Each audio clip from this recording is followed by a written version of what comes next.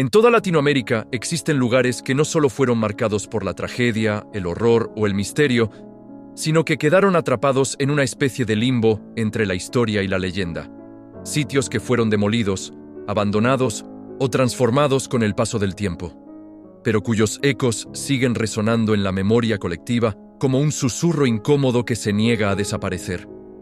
Lugares que, aunque ya no pueden visitarse como antes, continúan habitando en la oscuridad de quienes conocen su pasado, así que ponte cómodo, baja la voz, apaga la luz si te atreves y permite que la imaginación haga el resto, porque este es uno de esos sitios donde el horror no murió, solo aprendió a esconderse.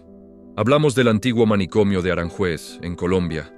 una construcción de ladrillo rojo ubicada en el corazón del barrio Aranjuez, al norte de Medellín. Un edificio que hoy alberga una biblioteca y un teatro,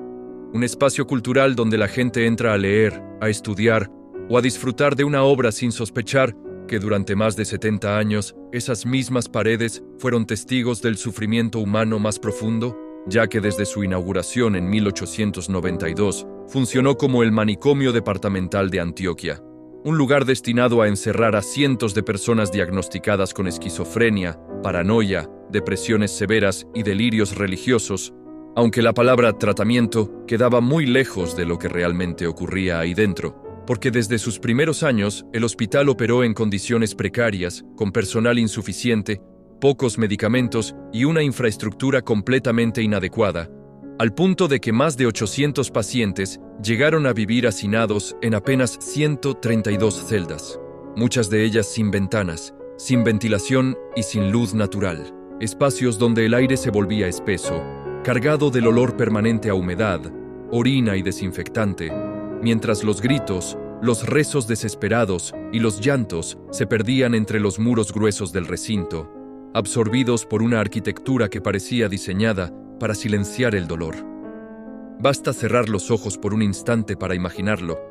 y es una sensación que nadie querría prolongar, porque entre esos pasillos también caminó Epifanio Mejía, poeta y autor de la letra del himno antioqueño, quien pasó más de 30 años recluido ahí hasta su muerte en 1913, y de quien se decía que hablaba constantemente con el fantasma de una mujer llamada Amelia, su gran amor, a quien incluso le dedicó versos desde el encierro, palabras que hoy resultan inquietantes al conocer el contexto, como aquel verso que decía: «Todos estamos locos», grita la loca, «qué verdad tan amarga dice su boca», una frase que parecía resumir la esencia misma del lugar, porque los tratamientos aplicados eran brutales. Rezos obligatorios como supuesta cura espiritual, baños de agua helada y, en los casos más extremos, la infame terapia de electrochoque. Métodos que no solo quebraban el cuerpo, sino también la mente. Y aunque con el tiempo llegó el doctor Lázaro Uribe Calat,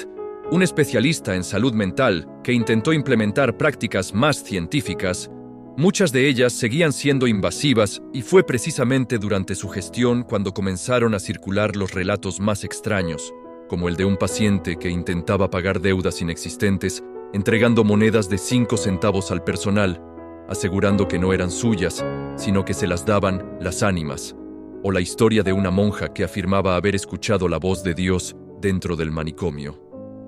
Una experiencia que la dejó tan marcada que con el paso de los días comenzó a perder la razón, pasando horas enteras sentada, inmóvil, observando la nada como si algo invisible aún le hablara. Para mediados del siglo XX, el deterioro del lugar era evidente, las condiciones se volvieron insostenibles y, ante la presión social, el hospital finalmente cerró, trasladando a los pacientes a un nuevo centro en Bello durante los años 60, dejando el edificio abandonado, vacío. O eso se creía, porque décadas después fue adquirido y transformado en un espacio cultural, dando la impresión de que el horror había quedado atrás, sepultado por el tiempo y la modernidad. Sin embargo, pronto los vigilantes comenzaron a reportar sucesos imposibles de ignorar, y uno de los casos más conocidos fue el de Juan Peñaranda Urrego, un guardia corpulento que trabajaba el turno nocturno, quien una madrugada escuchó ruidos provenientes del piso superior y decidió investigar, avanzando por los pasillos silenciosos hasta sentir cómo el aire cambiaba, volviéndose denso, pesado, casi vivo, seguido de un fuerte olor a tierra mojada que le llenó los pulmones y lo hizo toser.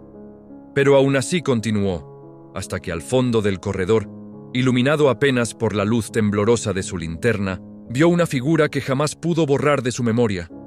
Un sacerdote sin cabeza que avanzaba lentamente hacia él y que, con una voz grave y profunda, pronunció una frase que lo paralizó por completo. «No dis que no me tenías miedo». Peñaranda huyó despavorido, intentando abrir la puerta principal sin encontrar la llave correcta, hasta que el terror fue tan intenso que su cuerpo no resistió y cayó desmayado en el suelo, despertando 1 hora después con una sola petición: que lo sacaran de ahí para siempre. Y con el paso del tiempo, más testimonios comenzaron a surgir, como el de un hombre que se aparece exactamente a las 4 de la madrugada en los jardines, caminando entre la niebla, recordándonos que hay lugares donde el pasado no se va, solo espera. Después, cuando finalmente despertó, solo fue capaz de pedir una cosa: que lo sacaran de ahí, que no lo obligaran jamás a volver. Y siendo honestos, ¿quién podría culparlo? Porque con el paso del tiempo, no solo su testimonio quedó grabado en la memoria del lugar, sino que otras historias comenzaron a salir a la luz, relatos que se repetían entre vigilantes, trabajadores y visitantes nocturnos, historias que parecían encajar como piezas de un rompecabezas perturbador. Un hombre que se aparece exactamente a las 4 de la madrugada, caminando lentamente por los jardines. Una mujer que deambula por los pasillos acompañada de una niña pequeña, tomándola de la mano como si intentara protegerla, o un niño que corre por el segundo piso y atraviesa las paredes sin esfuerzo, como si las barreras físicas jamás hubieran existido para él.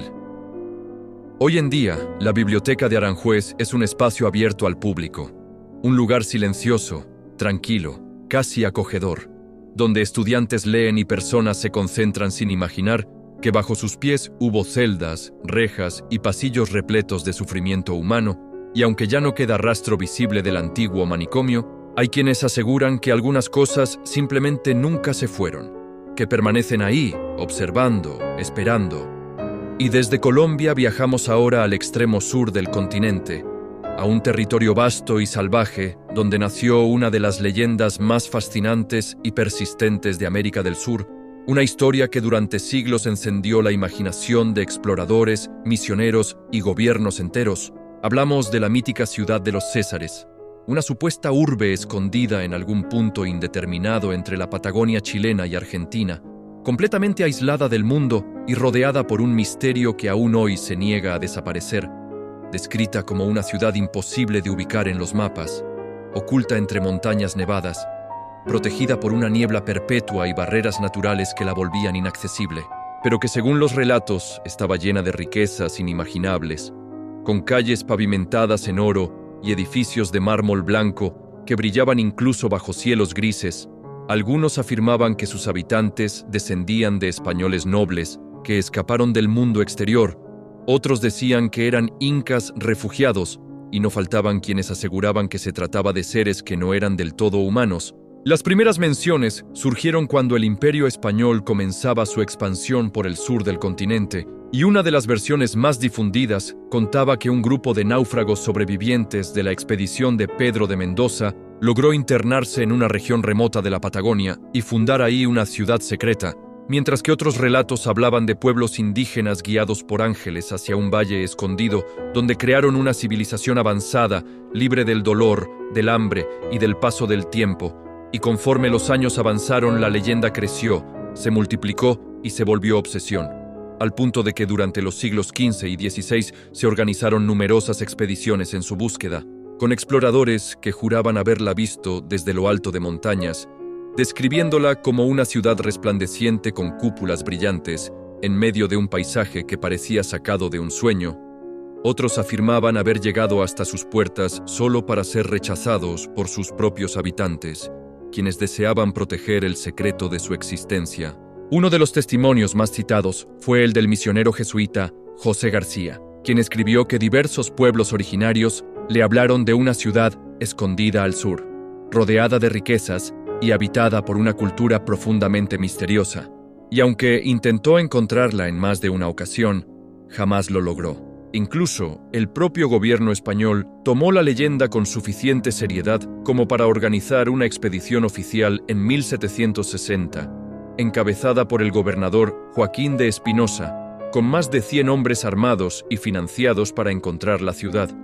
pero tras semanas recorriendo territorios inhóspitos no hallaron absolutamente nada. Y aún así, algo seguía inquietando a quienes escuchaban estas historias. La enorme cantidad de coincidencias, testimonios separados por décadas o incluso siglos, describían exactamente lo mismo. Una ciudad avanzada, silenciosa, inaccesible y completamente ajena al resto del mundo, por lo que para el siglo XX, la mayoría de los historiadores concluyó que todo se trataba de un mito colonial alimentado por la fiebre del oro, la religión y las fantasías de exploradores perdidos, una especie de El Dorado del Sur, aunque todavía hoy hay quienes aseguran que la ciudad de los Césares sigue ahí, escondida en valles tan profundos y recónditos que ni siquiera la tecnología moderna ha logrado penetrar, una ciudad que quizá no quiera ser encontrada, o peor aún, que ya haya sido encontrada por alguien que nunca pudo regresar. Y de esa leyenda viajamos ahora a un sitio real, tangible, pero no menos perturbador, el antiguo manicomio de Guatemala, ubicado en plena zona 1 de la ciudad, entre la 12ª calle y la 1ª avenida, una institución que durante décadas fue conocida simplemente como el manicomio, aunque su nombre oficial era Hospital Neuropsiquiátrico, un lugar que llegó a albergar a más de 1.600 pacientes con enfermedades mentales, muchos de ellos abandonados por sus familias o internados por decisión judicial, y que para finales de los años 50 ya arrastraba una larga historia de denuncias por sobrepoblación, condiciones insalubres y un trato profundamente inhumano, advertencias que, como ocurría con demasiada frecuencia en esa época, fueron ignoradas. Hasta que en la madrugada del 14 de julio de 1960, el abandono institucional se transformó en tragedia. Todo comenzó en la cocina del hospital, donde según la investigación oficial una mujer dejó conectada una plancha eléctrica antes de retirarse a dormir. Nadie pudo prever lo que vendría después, porque una sola chispa fue suficiente para que el fuego comenzara a expandirse rápidamente por las estructuras de madera del edificio, atrapando en su interior a cientos de personas que no tenían forma alguna de escapar. Avivado por la precariedad de unas instalaciones que jamás debieron albergar vidas humanas, el fuego se propagó con una velocidad brutal, alcanzando en cuestión de minutos los dormitorios femeninos donde dormían más de 500 mujeres indefensas. Eran aproximadamente las 11:30 de la noche, cuando las primeras sirenas comenzaron a romper el silencio de la ciudad,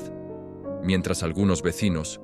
incrédulos y aterrados, aseguraban haber visto una enorme aureola de fuego elevándose hacia el cielo, visible desde varias cuadras a la redonda, como si el infierno mismo hubiese abierto una grieta en medio de la capital, y dentro del manicomio la escena era sencillamente dantesca. Gritos desesperados rebotando contra los muros, cuerpos desorientados corriendo sin rumbo por los pasillos, pacientes que no comprendían lo que ocurría, enfermeras exhaustas arrastrando a mujeres que se resistían a salir, muchas completamente desnudas o apenas cubiertas por sábanas chamuscadas. Algunas intentaban escapar por su cuenta, mientras otras permanecían inmóviles, paralizadas por el miedo o la confusión, incapaces de entender que el fuego avanzaba sin piedad. La ayuda llegó desde todos los frentes posibles. Médicos, enfermeras, bomberos, voluntarios, vecinos que dejaron sus casas para intentar salvar a desconocidos, se formaron cadenas humanas para acarrear agua desde viviendas cercanas. Otros intentaron romper paredes con herramientas improvisadas para acceder a las salas atrapadas por las llamas, pero en muchos casos ya era demasiado tarde. El incendio tardó casi 8 horas en ser controlado por completo, y cuando finalmente las llamas cedieron, el saldo fue devastador. Más de 170 personas murieron calcinadas o asfixiadas, entre ellas una enfermera que se negó a abandonar a sus pacientes. Solo se lograron recuperar 137 cuerpos completos, mientras que otros fueron encontrados en fragmentos irreconocibles. Escenas tan horribles que muchos rescatistas jamás pudieron borrar de su memoria. Los sobrevivientes fueron trasladados a escuelas y hospitales improvisados, y durante los días siguientes, el país entero se sumió en un duelo nacional cargado de rabia, tristeza y preguntas sin respuesta. El gobierno prometió construir un nuevo centro psiquiátrico en un plazo de 6 meses, pero aquel hospital, el Carlos Federico Mora, no abriría sus puertas sino hasta 12 años después, en 1972. Mientras tanto, el terreno que ocupó el antiguo manicomio fue despejado y durante décadas funcionó simplemente como estacionamiento del Hospital General San Juan de Dios, como si el concreto y los autos pudieran sepultar lo ocurrido. Sin embargo, aunque las llamas se extinguieron, hay quienes aseguran que algo quedó ahí, porque con el paso de los años comenzaron a circular relatos inquietantes sobre ruidos extraños durante la madrugada, lamentos apagados que parecían surgir del suelo, gritos lejanos que nadie lograba ubicar, sombras que se movían entre los autos estacionados cuando no había nadie más, vecinos que afirmaban haber visto figuras humanas completamente inmóviles en la oscuridad, observando en silencio. Otros aseguraban sentir un peso insoportable en el pecho al caminar cerca del antiguo predio, como si algo invisible los vigilara desde adentro, e incluso personas que participaron en las labores de rescate describieron escenas imposibles de olvidar, pacientes que se negaban a salir del fuego como si no quisieran abandonar ese lugar, otros que reían mientras todo ardía a su alrededor, y cuerpos sin rostro que parecían mirar fijamente incluso después de muertos, y hoy, más de 6 décadas después, aquel siniestro permanece como una herida abierta en la historia de Guatemala, un recordatorio brutal de lo que ocurre cuando la negligencia se convierte en costumbre, porque aunque la ciudad cambió y los edificios fueron reemplazados, en las noches más silenciosas aún hay quienes aseguran que el manicomio sigue ardiendo, no en llamas visibles, sino en ecos, memorias y voces que se niegan a descansar. Y de ese horror pasamos ahora a otro escenario, uno completamente distinto, pero no menos perturbador. Imagina conducir solo por la Ruta 5 en pleno desierto de Atacama, al norte de Chile. Es de noche. El camino parece interminable y el silencio solo se ve interrumpido por el zumbido constante del motor y el leve crujido de la arena arrastrada por el viento. Empiezas a sentirte cansado, desorientado, los ojos te pesan y entonces, a lo lejos, ves algo que no debería estar ahí. Un pueblo completamente iluminado en medio de la nada. Un lugar lleno de vida, de música, de movimiento, como si existiera un pequeño universo paralelo oculto entre la oscuridad del desierto. Ese lugar se llama Tololopampa y quienes han tenido la suerte o la desgracia de encontrarlo describen una experiencia que desafía toda lógica. Calles empedradas, mujeres hermosas, hombres elegantemente vestidos, restaurantes llenos, luces multicolores y música que brota de cada esquina. Una ciudad encantadora que parece salida de un sueño. Y lo más inquietante es que todo en ella se siente normal. Puedes hablar con sus habitantes, comprar algo, comer, reír, incluso pasar la noche en un hotel, pero el verdadero problema llega con el amanecer. Porque cuando despiertas ya no hay calles, ni luces, ni edificios. Solo estás tú, acostado sobre una piedra, rodeado de arena, silencio y soledad absoluta. Y lo único que queda es aquello que llevas contigo. Un pequeño objeto, un recuerdo tangible, algo que compraste dentro de esa ciudad que, según los mapas, nunca existió. Y sin embargo, ahí está. Lo tienes en tus manos. Y según las leyendas del norte chileno, Tololopampa es un pueblo encantado, un sitio fantasmal que solo aparece ante quienes están perdidos o se han desviado de su camino. Algunos creen que está atrapado en una dimensión paralela y que su origen se remonta a un antiguo poblado destruido por un aluvión, condenando a sus habitantes a repetir la misma rutina nocturna por toda la eternidad, mientras otros aseguran que se trata de un lugar maldito construido sobre los restos de una gran tragedia y que todo aquel que lo visita corre el riesgo de no volver jamás. Y una figura recurrente en estos relatos es la del llamado Pata Larga, también conocido como el gigante minero, un ser monstruoso que recorre los túneles del desierto en busca de oro, el cual entrega a su amada, la enigmática princesa Tololopampa, una figura casi mítica que gobierna la ciudad encantada desde su palacio, esperando, noche tras noche, a que algún viajero perdido cruce el umbral. Y tal vez nunca regrese. Se dice que ver al gigante no es solo un presagio de buena fortuna, sino también una advertencia silenciosa. Porque en el instante en que sus pasos resuenan en el desierto, has cruzado un umbral invisible, una frontera donde lo real comienza a desdibujarse. Y algunos testimonios aseguran que en ese momento el tiempo parece detenerse, como si los relojes dejaran de funcionar, como si el mundo exterior quedara suspendido, mientras una fuerza inexplicable impide regresar por el mismo camino por el que se llegó, atrapando al viajero en una noche que parece no terminar jamás. Y aunque hay quienes lograron despertar a tiempo y volver con vida, otros simplemente nunca regresaron, convirtiéndose en parte del misterio.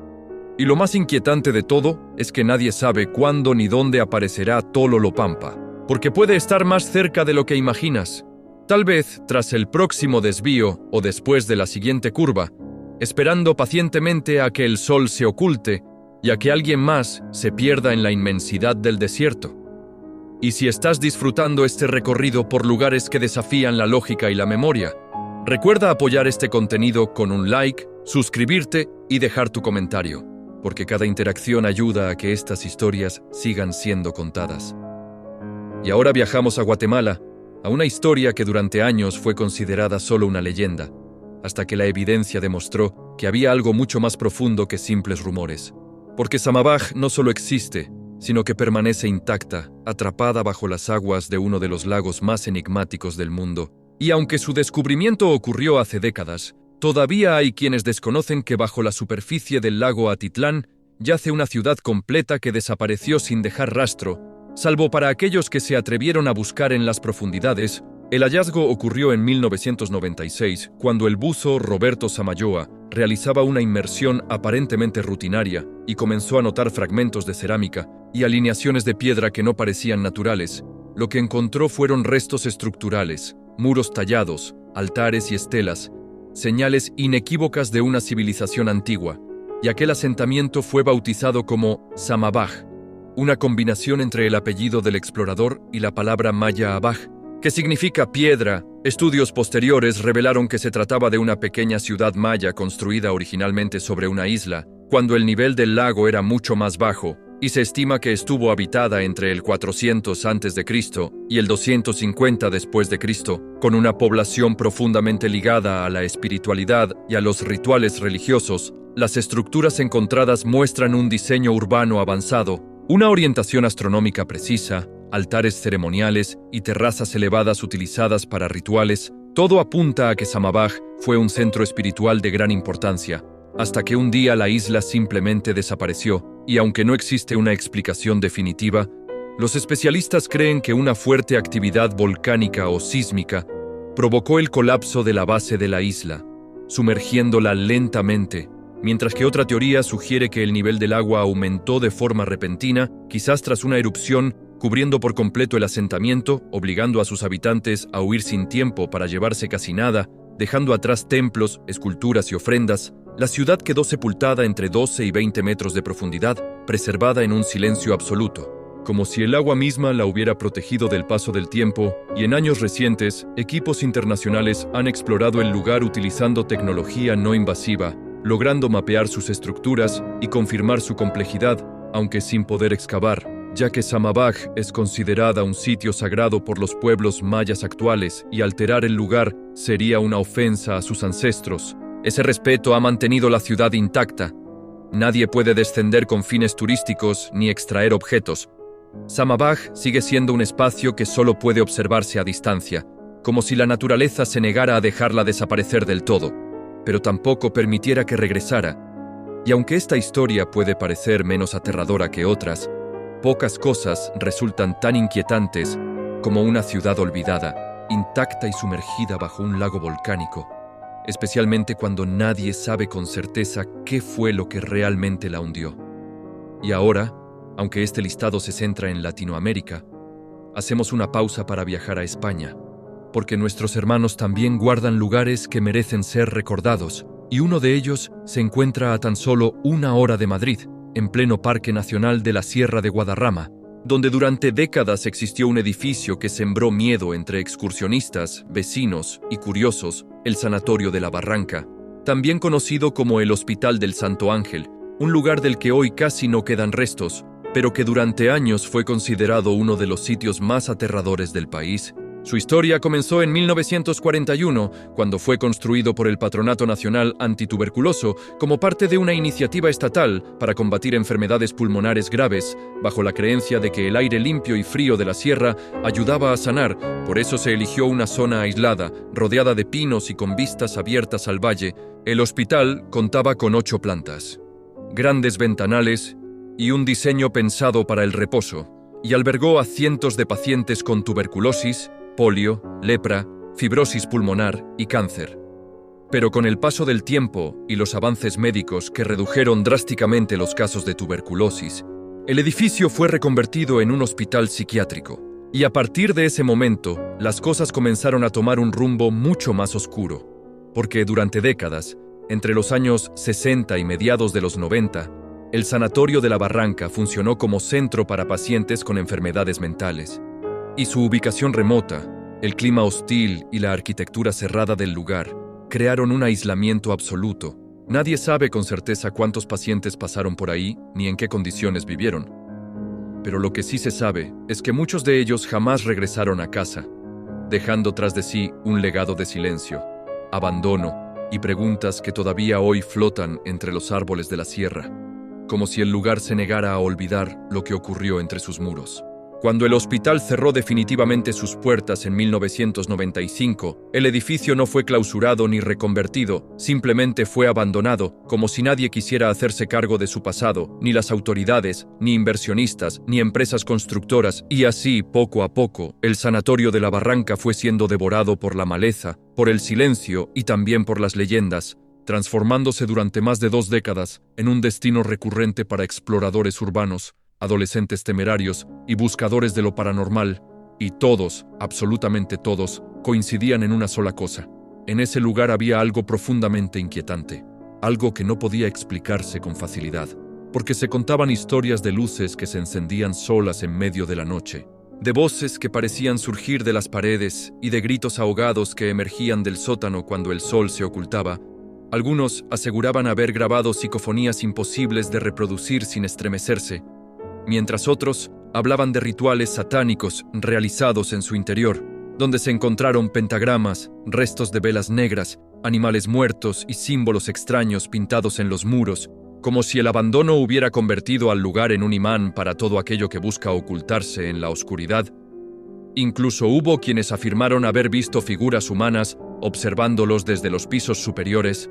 siluetas inmóviles que desaparecían en cuanto eran enfocadas con una linterna. Y una de las historias más repetidas es la de un visitante que, al entrar en uno de los pabellones, sintió con claridad que algo lo seguía, porque cada vez que se detenía escuchaba pasos justo detrás de él, pasos lentos, pesados, deliberados, y cuando se giraba no había nadie, hasta que al salir, su compañero le preguntó por qué se había quedado tanto tiempo hablando solo, aunque él juró que no había pronunciado una sola palabra. El ambiente era tan opresivo que incluso los agentes de seguridad evitaban patrullar la zona de noche, y un exvigilante aseguró que jamás había sentido un miedo tan intenso como el que experimentó ahí, relatando que una noche, mientras inspeccionaba el edificio, escuchó una puerta cerrarse violentamente en uno de los pisos superiores, y al subir para revisar no encontró a nadie. Pero entonces las puertas comenzaron a cerrarse una por una, como si algo invisible lo estuviera guiando hacia la salida, empujándolo fuera del lugar, hasta que finalmente huyó sin mirar atrás. Y en 2023, tras años de abandono y controversia, la Comunidad de Madrid decidió demoler el sanatorio de manera definitiva, aunque no fue una demolición común, ya que en lugar de explosivos se optó por un proceso lento y mecánico para no dañar el entorno natural del parque ni avivar aún más la polémica. Un proyecto que costó más de 3,5 millones de euros y tardó casi un año en completarse, y hoy lo único que queda del Sanatorio de la Barranca son ruinas cubiertas de vegetación, fragmentos de concreto entre los árboles y un silencio extraño que incomoda a cualquiera que se acerque demasiado. Pero esta no es solo una historia triste o misteriosa. Es también una leyenda,